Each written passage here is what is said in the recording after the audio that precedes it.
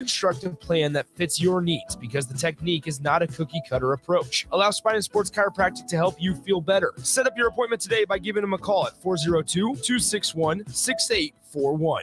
This is the Happy Hour. You guys going to happy hour? Coming at you live from the heart of Lincoln, America. Yeah, I'll come for a couple. Here are your hosts, Nick Sainert. I want to know what it's like to commit a crime without having to spend time in jail. And Enrique Alvarez Clary. C is for chunk. Brought to you by Empire Fence and Netting on 93.7 The Ticket and theticketfm.com.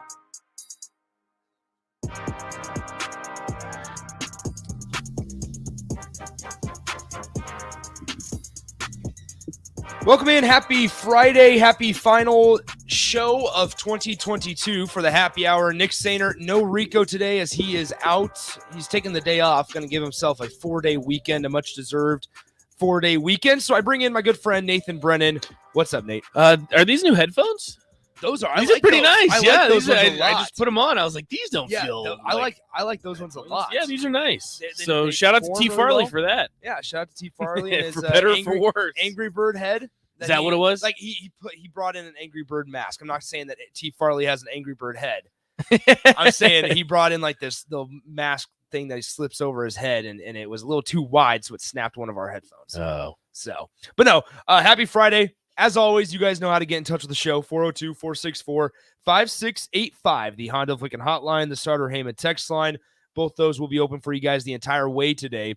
Once again, no Rico, so Nate joining me today. We got a lot of stuff to get to. We'll be joined, as always, at 1:35 by my good friend, Zack Carpenter of Inside Nebraska. He wrote an article looking back at the year 2022 for Nebraska football, and I think it's kind of interesting when you think back to the drama-filled year that Nebraska fans have been through more than in years past. There's always drama surrounding Nebraska athletics, whether it's football, whether it's men's basketball, whatever it may be. There's always drama, but this year was especially filled with drama and with a lot of storylines throughout the whole Scott Frost. And the start of it was the onside kick against Northwestern. So, gracious. And that feels like a long time ago. I was sitting at Tanner's on 3030 Yankee Hill thinking, what are we doing kicking an onside kick up 11 points against Northwestern? Just the roller coaster of emotions began right there. So we'll talk to Zack about that here in about 20 minutes or so. First, we have not been able to talk about it. Nebraska has hired a tight ends coach in the form of Bob Wager. Mm-hmm. You might not recognize the name because he's been at the high school level in the state of Texas, coaching at Martin High School for over 20 years. He has made the playoffs down in Texas the last 14 seasons. This was reported by Husker Online on 3 as well as Inside Nebraska. He's been involved in coaching the last 7 Under Armour All-American games in Orlando, Florida, as well as serving on the games board of directors. He's made the Texas high school state playoffs for the past 14 years and has a record of 176-93 over 23 seasons in Texas. Wager served on the board of directors of the Texas High School Coaches Association. And in addition, it sounds like his son Gage is probably going to walk on at Nebraska as well. Now, Nate, first of all, let's just get your immediate reaction to this, because when you hear the term or hear the phrase Nebraska hires high school coach from Texas, it's not the most sexy hire, right? Because you hear the term high school and you're like, especially here in Nebraska, you hear, oh gosh, it's a high school football head coach. How talented could he be? I think my biggest thing is I don't necessarily, or at least when I heard it, I didn't necessarily view it as a red flag, because I think when you talk about position-specific coaches, a lot of it's going to come down to recruiting. And that goes outside of the tight end position. I mean, you could talk about the entire offense when it comes to a coach of that caliber. And you got to think, if he's already coaching high school football and if he's coaching all-star games like you talk about, if he's had success in Texas, Texas has more 5-star recruits than any other state, that's going to give you an advantage on the recruiting trail. And we all know at Nebraska that sometimes you got to recruit a little bit harder. You can't really walk in and say, hey, I'm Georgia. Hey, I'm Alabama. Hey, I'm Texas, whatever it may be.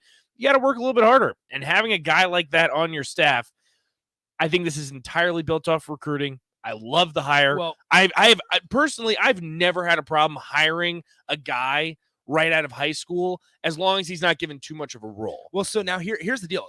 And that's the difference. I think what makes it interesting is Bob Wager's coming in as a tight ends coach, right? As the tight ends coach, right? And as a special teams assistant. Mm-hmm. So it's not like he's a volunteer on a volunteer basis. It's not like he's not going to be on the field during games on Saturdays. This is a prominent on-field position. Sean Beckton was the coach at this position last year, and now Bob Wager is coming in after being a high school head coach. Now, what's interesting, now I highly recommend there's a YouTube video called Inside the Huddle where it walks through Bob Wager's day. And this is where I want to caution Husker fans, if you have some doubt or some complaints about this hire, because I pulled a few clips from this. And before I guess we dive deeper into that, when we talk about the Texas connection, we know Matt Rule has strong ties. Matt Rule is close with Joey McGuire, the head coach of Texas Tech.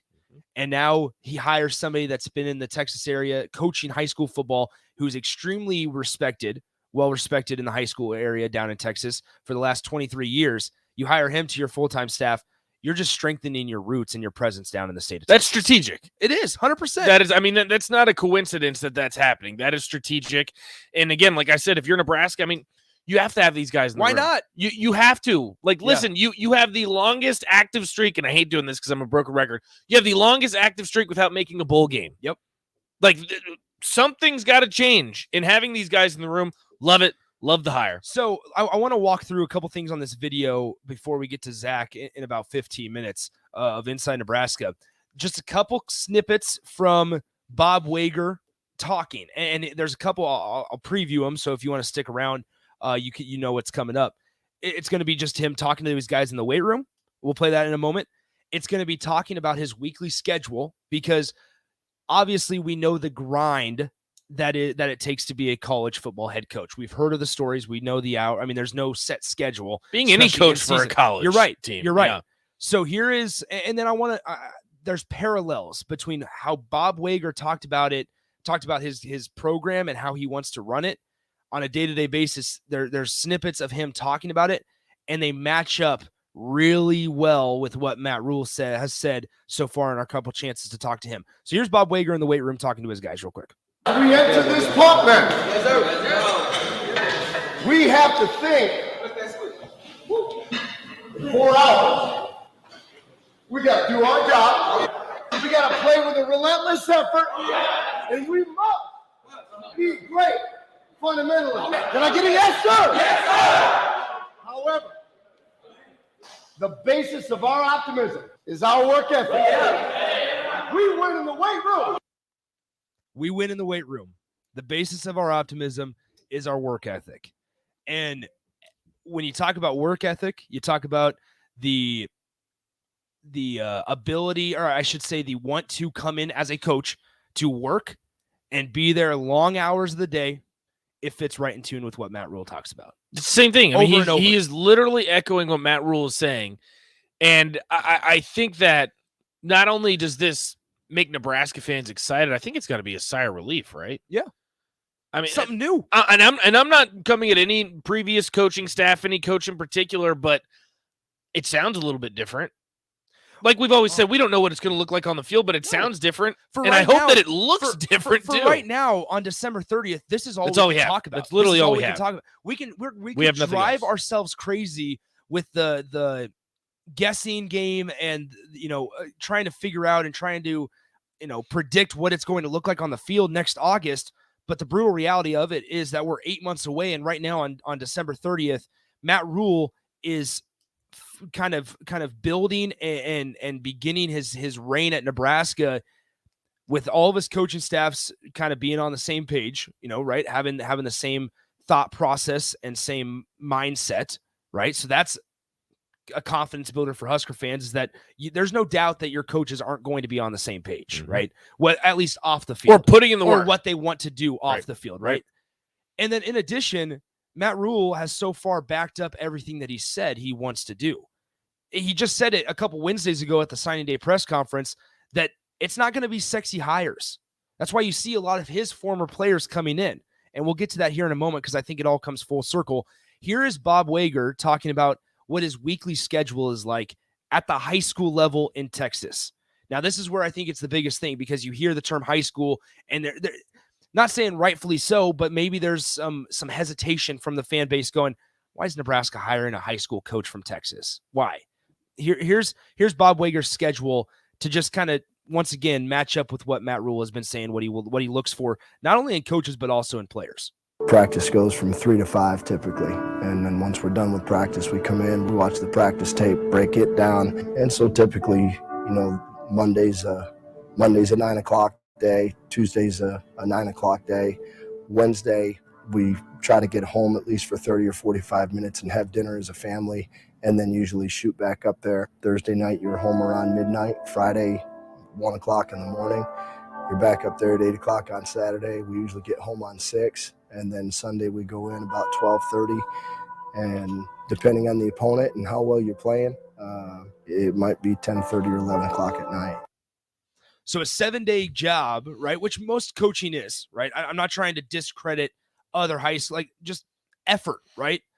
And Bob Wager is putting in 90-hour weeks here as a high school football coach. And that kind of commitment is what is required to get a program back on the right track. Right.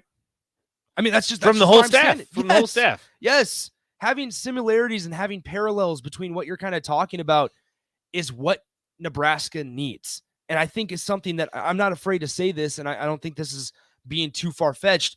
Nebraska's been lacking a universal belief and mindset of this is what it's going to take. We are all on the same page. We all believe what it's going in what Matt Rule is saying it's going to take. We're all in the same belief of having, being under Trev Alberts. It's all in line. And maybe in the first 2 years, it doesn't show it on the field.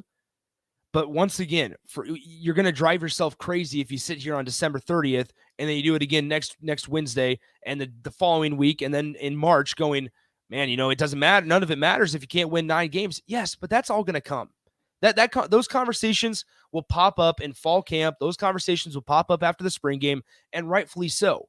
But right now, a little over a month into the job, so far the parallels. That's all you can ask for. That's all you can ask for. And you're more. And the thing is, too, and I want to make sure that we reiterate this, and you've been saying it. We don't know, and we're not going to know. Yeah. This same page, work hard, attitude, effort, all of that. These buzzwords. It's what we want to hear, and it's all we're going to get. And it sounds like, to your point, Nick, I mean, they're all on the same page. And I that's huge. I just don't think you can give that enough credit on and talk about how important that is, that you're all in sync. You can talk about it all you want, but actions are going to speak louder than words. And we'll eventually, once again, in August and throughout fall camp and things like that, we're going to see the coaching staff's actions kind of play out. But once again, a month into it, you kind of just got to take what you have so far. And very few Nebraska fans, I think, would complain about the way that Matt Rule is doing business. Now, obviously, there's things that you can reflect on that say, man, I wish that would have worked out differently. And one of those could be Ernest Hausman. One of those could be Garrett Nelson. One of those could be Colton Feast. But at the end of the day, Nebraska is now sitting at 91 scholarships after Colton Feast announced that he's leaving the program. And you got to get that number down to 85. I mean, there is a full, what did Matt Rule say just a couple weeks ago? Is it's not going to be easy, but I don't want coaches around me that want it to be easy. I mean, once again, Matt Rule is here to coach. And I think that's something that also Nebraska may not have had. And the thing that I want to add too, when it comes to these players, whether it be an Ernest Hausman or Colton Feast, Garrett Nelson, whoever you want to throw out, you throw O'Shawn Mathis out there too. This isn't just a Nebraska problem. And I think that sometimes Nebraska fans get a little bit caught up in it and you get a little bit frustrated, rightfully so. I mean, you can watch Maryland versus NC State right now. Every other down, they're talking about, they usually have this guy. He entered the transfer portal. Oh, this guy declared for the NFL draft. He's sitting out of this game. This isn't a Nebraska issue. This is happening across the country. So I just want to make sure to reiterate that too. Yeah, because we do get into a bubble sometimes. We do. And we think it's, okay. Great. This is happening. Yeah. Every school goes through this. You're right. Every single one. Well, and the worst part I think that makes it tougher for Nebraska fans is that it's happened year after year. Right. I mean, just going back 2 years ago now, you lose Casey Rogers and Jordan Riley to the portal. You lose Tony Tuioti, and he heads to Oregon, and now they win their bowl game, and they take that picture that they're posting on Twitter about things going. I mean, and how the transfer portal is going on. So once again, 402-464-5685, the Honda Lincoln hotline, the Starter Heyman text line. Both those open for you guys the rest of the way. Let's go ahead and take a break. When we come back, we'll be joined by Zack Carpenter of Inside Nebraska right up here on the Happy Hour 93.7, the Ticket, ticketfm.com. Ever think of having a career in plumbing or heating? Do you enjoy watching your favorite game in a nice, comfortable space? Taking a shower after a warm day? Everyone we serve at Biggerstaff Plumbing, Heating, and Air sure does. If you're interested in a career in plumbing, heating, and air, come join our team where you'll get paid while training. No experience required. Enjoy great pay and benefits in a friendly environment. Call Biggerstaff Plumbing, Heating, and Air at 402-466-8118 or apply online at biggerstaffs.com.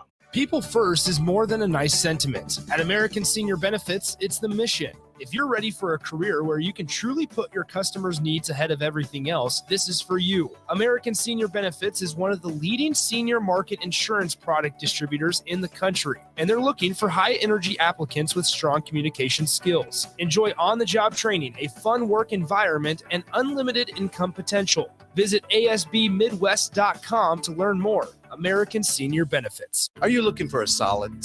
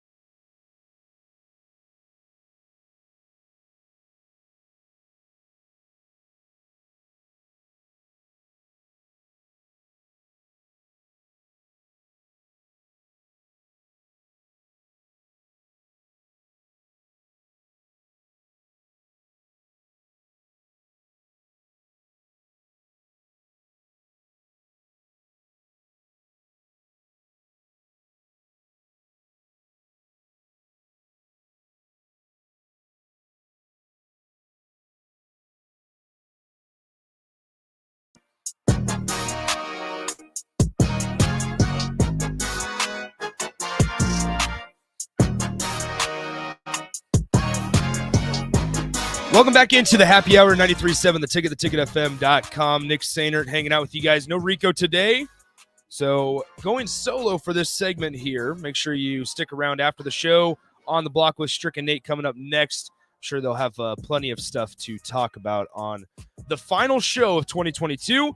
As we welcome in Zack Carpenter of Inside Nebraska, good friend, obviously, of the show. Zack, what's up, man? How's it going? Got any big plans for New Year's? Yeah, man.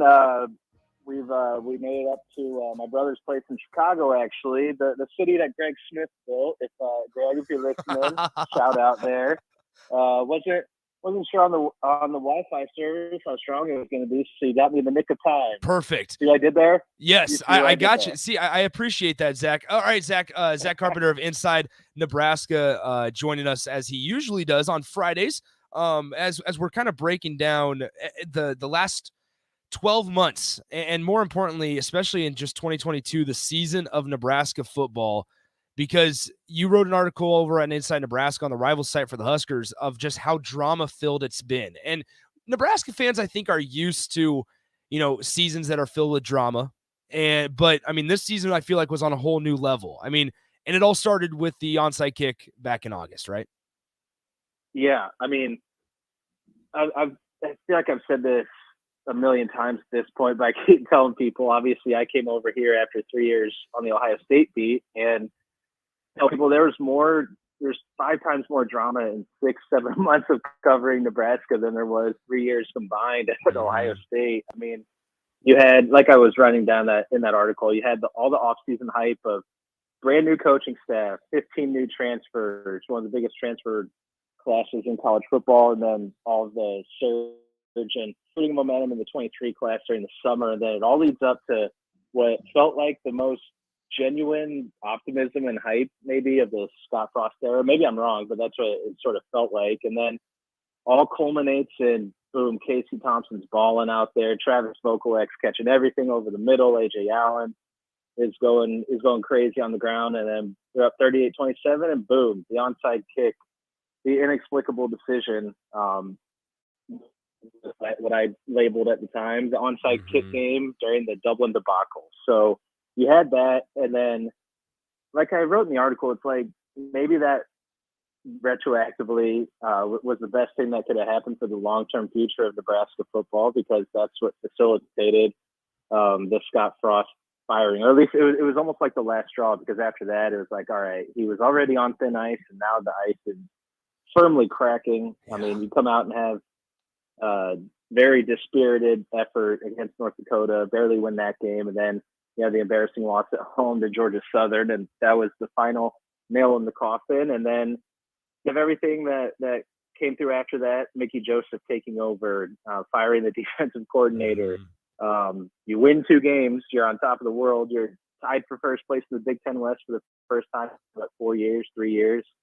And then everything else that came after that with the losses and the injury to Casey Thompson, and then the 77-day coach search, which, I mean, I think Trev Alberts even called it the longest coach search in Nebraska history, and all the drama fueled with that.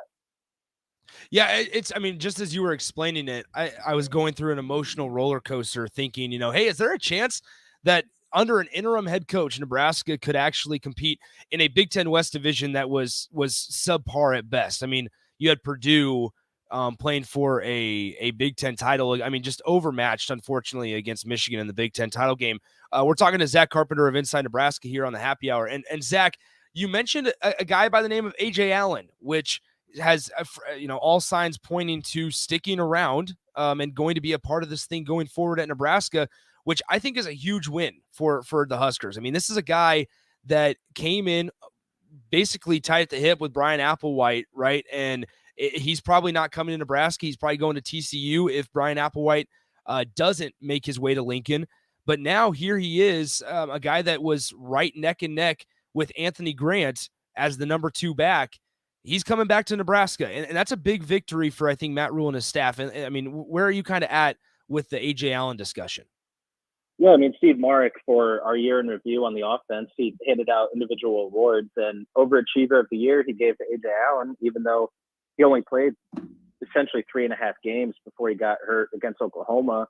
And he was one of the bright spots, or one of the bright young talents that we were all excited to watch for the 2022 year. And at the end of the season, new coaching staff comes in, and you're looking at the guys on the current team, like, okay, who are the priorities to try and keep around for Matt Rule and whoever he names as the running backs coach, receivers coach, yada, yada, on down the line as he fills out his staff. And you're looking at, in no order, but Ernest Hausman, Malcolm Hartzog, Casey Thompson, and A.J. Allen.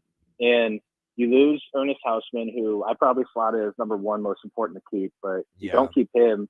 But then maybe, I mean, Malcolm Hartzog, I don't think anything is official there, but at this point I would expect him to be back. But then you keep Casey Thompson, and then you keep A.J. Allen, and that's just such a big building block to build on for E.J. Barthel and the offense. I mean, speaks to what E.J. is able to do, just to keep him in the loop, because I think we all sort of speculated during the season. It's like, all right, A.J. Allen is probably going to be one of the top three guys that other teams are going to be looking at to try to lure in the transfer portal. Then Applewhite, like you said, they were attached to the hip, and he leaves, and kind of waiting around. All right, maybe he's going to leave wherever Applewhite ends up. Maybe you see A.J. Allen follow, or not. Maybe he goes to a different school. But to keep him in the loop, that's just such a key building block for this Husker team. And I mean, we're seeing an overhaul on the roster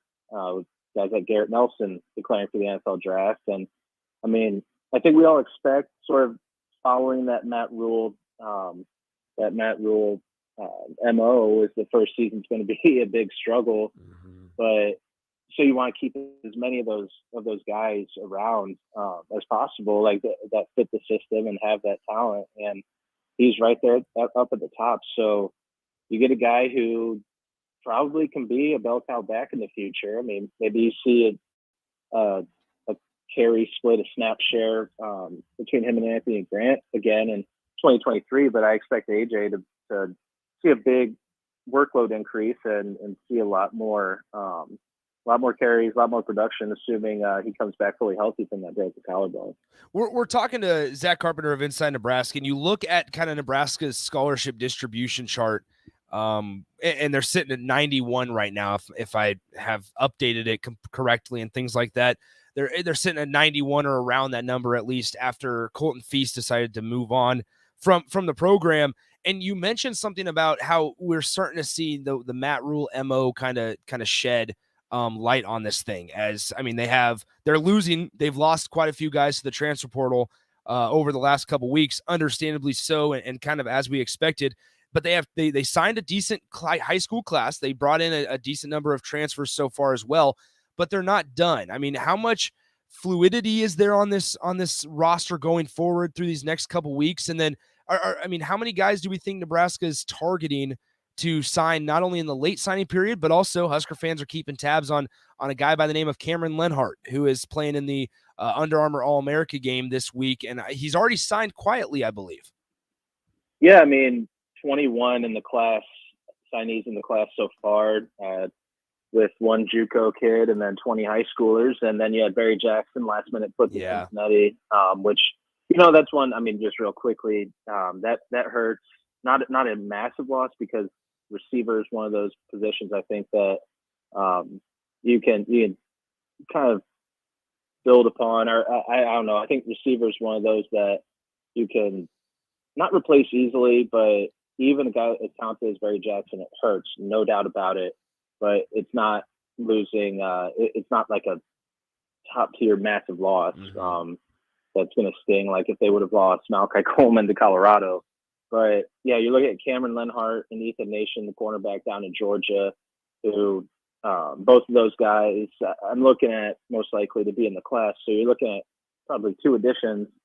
And then there's a Maryland offensive lineman from that DMV area, which I've talked about so often, the Washington, D.C., Maryland, Virginia area, which is just so primed for Nebraska to make its presence known, especially with the East Coast connections and ties that this new staff has. I can't pronounce his name, so I'm not even going to butcher it. But it's a offensive lineman in the 23 class in that area. So I'm not sure where Nebraska's footing is in his recruitment, but you're looking at least 2 additions, possibly 3. Not sure on the transfer portal, but I know, like you said, I mean, they signed 7 guys, and the biggest one was you save the best for last and bringing in Ben Scott, a former 3-year starter at Arizona State. And that's going to be, I mean, for my money, that's the most important addition of the entire offseason, at least when you're looking at the transfer portal, because of how much help they needed at that unit. Probably a starting center, you got to imagine. So, yeah, like you said, I mean, decent 23 class out of the high school rankings. I think it's ranked 28th right now, 4th in the Big Ten. But like 3 weeks ago, whatever it was before signing day when I was on with you guys, I'm like, yeah, they're looking at, I mean, a class that's probably going to be in the 40s, maybe high 30s, and one of the lowest ranks we've had in a while. And then boom, I mean, the fireworks start going off, and they land 13 guys of their own to tack on to the 8 guys that they re-recruited from the last staff. And I mean, it's nothing short of impressive the way that they hit the ground running and just tore up the tarmac on the recruiting trail to bring in this many guys.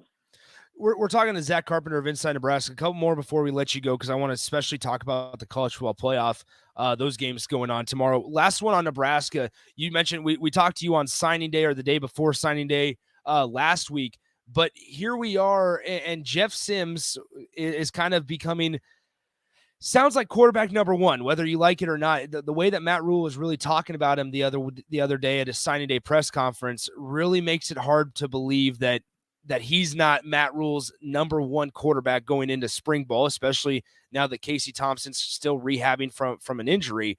I mean, where are you at in that discussion of Jeff Sims or Casey Thompson? I mean, do we have a true quarterback competition for the first time in who knows how long? Yeah, that's not something I really anticipated when they were going after Sims and Hornsby in the transfer portal. I mean, Hornsby has 3 years of eligibility left, and Sims has, 2? I think 2, yeah. And I didn't necessarily think about that. The fact that they could have an actual quarterback competition, not the fake quarterback competition that we had last offseason. But like you mentioned, it's a good point. The fact that Casey is recovering and going through rehab after offseason surgery, that slap surgery to repair that injury, and so you have depth at the position. But I think the way he did talk about Sims is not nothing. I mean, he was glowing about him, talked about him being an NFL prospect, and how so many people sort of recommended, for lack of a better term, like, hey, go after this guy. And then he's talked about Casey glowingly, but not as in depth as he did Sims. And it's like, maybe he's just talking up the guy that he went after specifically, but he also did, when he had those conversations with Casey, like, I want you here. So I think it's good to have that push at the most important position. But one thing to make clear is that it's not like Casey Thompson is coming back and is going to be okay with just sort of riding out him one last season, being a depth option and being a coach on the field, which he would be. Like, if you know that guy, if you know how his MO has been for the last 5 years, how he was this year, he's a competitor. He's not just going to be sitting out and being like, okay, I'm cool with being like that Alex Smith type before the Mahomes transition, if you remember that with the Chiefs. No, he's going in there to compete and win the starting job. He's not. So that's an exciting storyline going into spring ball of you got the wily veteran and then the younger guy nipping at his heels like an old Buddy Pop movie, right? So I'm excited about that. Exactly. All right, moving on to the college football playoff here. Okay, so first let's start with Michigan TCU, because we were kind of discussing, I don't know how much you pay attention to like the NFL or anything like that, but the Denver Broncos obviously are looking for a coach, and one of their options is Jim Harbaugh, and whether or not Jim Harbaugh could leave Michigan for the Denver Broncos if Sean Payton, who's their number 1 option, doesn't work out or whatever. But it's weird because you look at a lot of times over the last couple of years of the college football playoff, there's been this separation of, you can really tell the top 4 teams just when you watch them on the field, whether it's in terms of athleticism, size, physicality, speed, just the level of play is so much higher and on such a bigger scale than, I don't know, the Gasparilla Bowl or the Capital One Bowl, even for that matter. The San Diego County Credit Union Holiday Bowl. Exactly. Or the Bad Boy Mowers Pinstripe Bowl. Anyway, when you look at these, I mean, 3 of the 4 teams are considered probably blue bloods of the sport: Michigan, Georgia, and Ohio State. But then you have, good old TCU at the 3 seed. Does TCU have a shot to knock off Michigan tomorrow? Yeah, why not? I mean, yeah, exactly. It's a team built on toughness, discipline. I mean, you just look at the win against Baylor, like how coordinated, well coached that was. Like, it's clearly filled. And if there's a breaker, look at things, I'm like, I'd take the team that's better coached, but at the same time, very well coached too. So I was Michigan winning that game, but TCU, of course, they have a shot. It's not the same last year. Obviously, it's Cincinnati going against Georgia, where it's like, all right, we kind of know or have a good feeling where this is headed.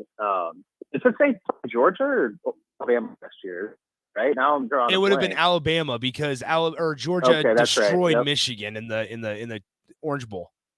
That's right. Yep. I mean, Georgia and Alabama sometimes run together. Exactly. And like there's similar programs now, which is crazy to think about. But it's not one for one comparison at all between how Cincinnati and Bama were last year. I think TCU, they're going to have to get out in front early, not necessarily be winning at halftime, but they're going to have to be have it within arm's reach after the first quarter and at halftime, just based on the way they play. And Michigan will be able to run the ball and hit some of those big plays like McCarthy did in the Ohio State win. But I mean, yeah, I absolutely give them a chance. I still have Michigan moving on. And then, I mean, like you talked about with Harbaugh after the season, he did it last year on signing day where he interviewed with the Vikings. Exactly. I think anybody who had success in the NFL as a head coach and then goes back to the college ranks, I mean, you're probably going to want to get back to the NFL. I mean, that's the pinnacle. That's where his brother is. He probably wants to get back and see if he can beat his brother at the NFL level, knowing how he is. And with any of these guys, I think the way you have to recruit in college with the transfer portal and NIL stuff, I mean, it is always going to be more attractive to get back to the pros. But we'll see what happens. I mean, he has the program built up now, so maybe he doesn't want to leave. That's what's crazy is it. I mean, looking forward, if the chaos does happen and Harbaugh does leave Michigan, it's going to be interesting to see who Michigan goes after, because we were kind of talking about on the earlier shows today, like, they're going to need a splash hire because they're now at this pinnacle of they expect playoff appearances. They expect Big Ten titles. And I'm not sure, just to throw a name out there, PJ Fleck is going to be able to get that for Michigan. It's going to be interesting because they are going to need or feel like they deserve a splash hire. And it's going to be interesting to kind of see how that thing plays itself out if Harbaugh ends up leaving for Denver. Okay, on the other side of the bracket, you have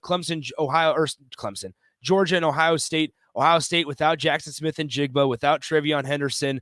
Emeka Ibuka said that multiple teams have already contacted him about transferring. I mean, there seems like there's a lot of distractions on the Ohio State sideline, and they don't really feel too threatened by what Georgia can do, both offensively and defensively, it sounds like. I mean, is there a shot here for the 4 seed to knock off big bad Georgia? Yeah, I mean, again, it's going to be similar to what I said with TCU, is they do have a shot because Georgia, their defense is awesome. I mean, it's not as amazing as last year's unit that was one of the best defenses, maybe the best defense in college football history for at least the last decade or two. But they do have some chinks in the armor. Their weaknesses are in the second. Ohio State, even without Jackson Smith and Jigba, they got Junior, Emeka Ibuka. They have Kate Stover at tight end, even. They have those options. Mayan Williams, the running back, I saw that he's back after fighting through an illness. That big bulldog of a back, bulldozer. And I think one of the problems is that I think Ryan Day goes away from the running game a little too quickly. I think that's one of the rubs. Interesting. on him at Ohio State, which, as a sidebar on Nebraska radio, that's got to be a good problem to have if if the number one issue is you're not running the ball enough, as opposed to so many of the issues Nebraska has faced over the past few years. But I mean, it's going to come down to that offensive line. When you're looking at Ohio State's offense versus Georgia's defense, can the offensive line of Ohio State, which has struggled in pass protection a little bit, can they stop Jalen Carter? Can they stop that Georgia defensive line and give C.J. Stroud enough time for some of those longer developing plays to open up down the field to take advantage of Marvin Harrison Jr. getting those one-on-one opportunities in single coverage, or getting Emeka Ibuka and Cade Stover in the middle of the field on some of those routes that they love doing. I mean, this is going to be the game that I think you see, not having Jackson Smith or Jigba, who can absolutely dominate the middle of the field with his route running, his unbelievably dependable pass catching ability with those hands he has. That's where you're going to miss him the most. So, but I'm sticking. Remember, I don't know if you remember this, Nick. The first time I went on record over here was in the summer when we were talking about Ohio State and Texas, Quinn Ewers national championships. I said Ohio State was going to win the national championship this year. Okay. It was the first time I actually believed it. First time when I was on the Ohio State beat, I never actually thought that Ohio State was going to win the national championship. But in April, that's when I first started actually thinking this team's going to win the national championship. So I'm sticking with that. Good stuff. I have Ohio State taking down Big Bag of Georgia. Then we get that Ohio State-Michigan national championship, and Ohio State gets revenge. Yep. Even if it doesn't happen, I got to stick to my guns. You know what I mean? I got to stick to that gut feeling that I said months ago. You know, and honestly, I'm in the same boat, because I said that on air as well a couple weeks before I think you came on our show for the first time, and I got to stick with it. Ohio State, even if I don't wholeheartedly believe it, I got to stick with it. And then in the national championship, first of all, anything can happen. And if they face Michigan, you know how hard it is to beat the same team twice. Exactly. That's what I'm dealing with as a Chiefs fan, thinking we might wind up playing the Chargers in the playoffs. Exactly. Like, well, we beat them like 5 of the last 6 times. We beat them twice this year by 3 points each. And like, I don't want to face that team again. But I mean, yeah, Michigan in that first matchup, they took advantage of some again, chinks in the armor. Like they hit on like 5 explosive plays, and it's like it was kind of an anomaly, but it's college football. Yeah, it doesn't matter. An anomaly can lead to something big like that. So again, sticking to my guns. All right, sounds good, Zach. Well, if Ohio State ends up, winning, then I'm sure we'll exchange in a couple text messages as well on Saturday night. Yeah, exactly. Going right. From national champion to that. So, exactly. Yeah, appreciate you guys having me on again. Thanks, Zach. We'll talk to you soon. Have a happy New Year, man. That is Zack Carpenter of Inside Nebraska. Appreciate his time as always. Obviously used to cover Ohio State for the Buckeyes football team prior to his time now at Nebraska. But Zack Carpenter, Inside Nebraska, the rival site for the Huskers. Appreciate his time as always. Let's go ahead and get to break. When we come back, we'll be joined by Nathan Brennan for the crossover one more time as we round out the final happy hour show of 2022. We'll do that next on 93.7 The Ticket. This is Lincoln's home for sports talk on the FM dial. On the Ticket app. On the internet. KNTK FM Firth, 93.7 The Ticket. In your busy life, very little is free, but your next home might be a bit less than you think with a free appraisal from Security First Bank.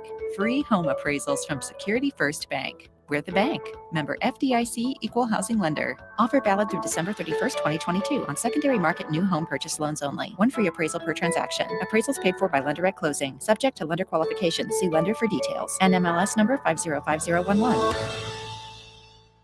Ever think of having a career in plumbing or heating? Do you enjoy watching your favorite game in a nice, comfortable space? Taking a shower after a warm day? Well, everyone we serve at Biggerstaff Plumbing, Heating, and Air sure does. If you're interested in a career in plumbing, heating, and air, come join our team where you'll get paid while training. No experience required. Enjoy great pay and benefits in a friendly environment. Call Biggerstaff Plumbing, Heating, and Air at 402-466-8118 or apply online at biggerstaffs.com. The Empire brand is growing with ESC fabrication and sandblasting. ESC is your place for custom handrails, industrial and commercial painting, and more. ESC provides custom welding for aluminum and stainless steel and media blasting of all sorts. ESC has great attention to detail. They stick to deadlines and keep within your budget. If you can dream it, they can make it. Contact ESC Fabrication and Sandblasting in Waverly today at 531-207-9329. 93.7 The Ticket, Fox, KFXL weather. Sponsored by John Henry's Plumbing, Heating, and Air Conditioning. Your Lincoln forecast for today, patchy fog is possible this morning. Otherwise, sunshine returning this afternoon. We'll see a high of around 42. Tonight, partly cloudy skies. We'll see a light breeze, too, and a low of around 30. And tomorrow, partly sunny skies return and a high of around 47. I'm meteorologist Kyle Clucker for 93.7 The Ticket and theticketfm.com. Working at Continental in Lincoln isn't a job, it's a career. And right now they've raised wages again and they're hiring for production operators at $24 per hour. It goes to $27 per hour. Positions now start at $32.70 per hour. Opportunities to make more based on certifications. Continental also has salary.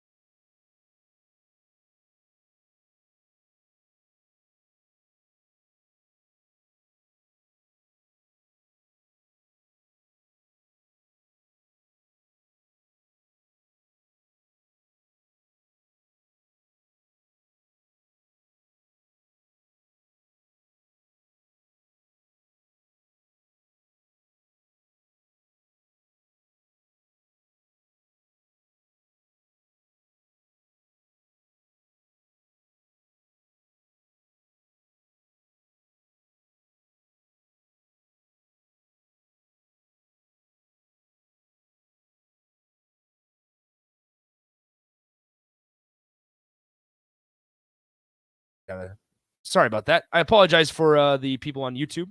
Couldn't hear what we were talking about because I had muted it. Oh. But anyway, 402-464-5685. Rico says, great job, friends. Hey, I knew Rico Rico can't stay away. He can't stay away. What is he? He's just at home with his family? Not his family. So Rico said this yesterday. He said, we're taking the kids to daycare. My wife, Rachel, has the day off. I have the day off. So we're going to sit at home and do nothing. You know what? Good and for I said, you, you know Rico. what? That's the way to do a it. Staycation. Hey, why not? Staycations are super underrated. Staycations are big time. Like even going to Omaha for a weekend, going to Kansas City for a weekend. Yeah, Kansas City, shout out.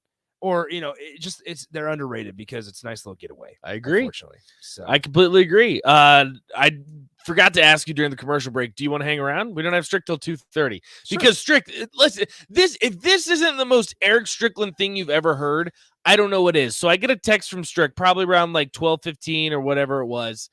And he goes, not going to be in today. I was like, man, because, my first reaction, like, I'm a good dude. Like, I'm worried about Strick. I'm like, yo, like, are you okay? Like, what's going on? Like, can I help out in any way? He said, nah, I'm going to England. I had no clue. All right. Like, so Strick right now is packing because he's going to England. When did he find out? I have no idea. We can ask him, but we don't have We Strick should. until 2:30. So if you want to hang on for the first segment, and That's pretty funny though. it is the most Eric That's the Strickland most thing Strick ever, and it's the most my response too, because my first response is like, oh my God, like, did something happen? Like, Why is aren't something you going here? on with his family? Like, are you okay? Because usually if it's bad weather out, Strick will usually stay home. And just 30 degrees is usually Yeah. Strick's limit. If it's under 30 degrees, he's not going It's anywhere. one of those things also where Strick will stream in. Like he'll be at the Right. show. And he's streaming in again today, Yeah, but exactly. he just asked. He was like, yeah, I might not be in today. Like, I might have to stream and whatever it was. And I was like, damn, you're going to England? What? And you didn't tell us Out of yesterday no- at all. Like, Didn't mention it. I mean, Never heard of he's it. probably had the plans in the in scheduled for a couple days. I now, would or assume. a couple weeks. I would assume. But just not like, hey, yeah, guys, I'm going to England. for I'm New going Year's, to man. England. All right. Well, Yeah, he asked us what cool. he asked us what we were doing for New Year's yesterday, but we asked him, and I don't remember him saying he was going to England. It didn't come up at all. It didn't But come up that he was going. Strick's to going to England. be living it up in England. I guess that's the one luxury that he has over us is when you work your butt off and play a professional sport, you have the luxury then later on in life to go to England on a whim. What, So what he blanket has says? that. What blanket goes? Quote: going to Kansas City for a weekend. Sounds like Nick is hinting at an invite to Nate's new home. I've already gotten that. You already have the invite. We Yeah. got a guest room. I've already gotten that. You're always So, welcome. Yeah. Sleepy. You don't even have to sleep on a couch. That's gonna be great. Nothing better than that. Yeah. So, Peacock 5 says, is Carly going to be okay with Nick shaking up with you guys when he heads to Kansas City? She is. Yeah, That's all why we get got along. a guest room. We all get along. That's why we got it. That is legitimately why, because it's I feel like close enough in proximity that there are quite a few people that we know that are probably gonna say, hey, can I crash on your couch over the weekend? Well, not? now you don't have to crash on a couch. You got your own Well, room. it's that, but then it's also like it's a 3-hour drive. It's not a far drive at all. Stay for a So, night. They got yeah. casinos in Kansas City. Might do some I don't like- some gambling. I don't like casinos. And you can bet on Nebraska there. I don't like casinos. You don't like casinos? Nope. Why? What happened with the last one? I'm just out at casinos. Just out. You're I've- out on I've changed- casinos. I've changed my life. Something around. happened. No, actually, Did nothing you happened. lose money? Nothing happened. Did you actually. lose money? Happened. Because every time I go to the casino and lose more than $100, I come back and say I'm never going back. Within 3 But weeks, then there I'll was be that back. one day I'll that you be- went back I'll the be very back. next day. That we went yeah, out that that was bad. Friday, and then I texted you Saturday. I was like, "Hey, what are you doing tonight?" "Oh, I'm at the I'm casino, back. man." I'm back. Like, Nate, how'd you go up there? But all right, You gotta do what you gotta do. So that'll do it for the happy hour. I'm sticking around for the first segment of On the Block. Just Strick's going to England. But from all of us here at the Strick's in England, he's going to England. But for Rico, for myself, from the happy hour crew, wish you guys a happy New Year. Thank you for sticking around, hanging out with us. Don't go anywhere though, because On the Block with Strick and Nate and myself for the first segment is coming up right now on 93.7 Ticket, ticketfm.com.